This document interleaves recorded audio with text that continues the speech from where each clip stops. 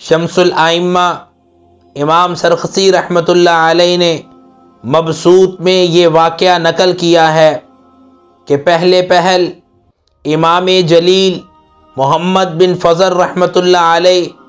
حضرت سیدنا امیر معاویہ رضی اللہ تعالی عنہ کے بارے میں بدگوئی اور عیب جوئی میں مبتلا ہو گئے تھے۔ پھر ایک مرتبہ انہوں نے خواب میں دیکھا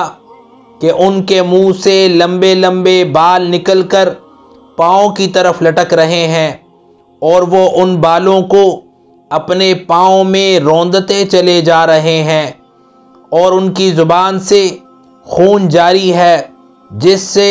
ان کو سخت تکلیف اور اذیت ہو رہی ہے۔ بیدار ہونے کے بعد ایک تعبیر بتانے والے سے جب تعبیر معلوم کی تو اس نے بتایا کہ آپ کبار صحابہ علیہم الرضوان میں سے کسی صحابی کے بارے میں بدگوئی اور ان پر طعن کرتے ہیں، اس کام سے اجتناب کیجئے اور جتنا جلدی ہو توبہ کر لیجئے۔ چنانچہ حضرت علامہ رحمۃ اللہ علیہ نے اپنے کام سے اور اس عمل سے فوراً توبہ کر لی۔ اللہ سبحانہ و تعالی سب کو حضرات صحابہ علیہم الرضوان کی دل سے عقیدت اور احترام کرنے کی توفیق عطا فرمائے اور ان کے نقش قدم پر چلتے ہوئے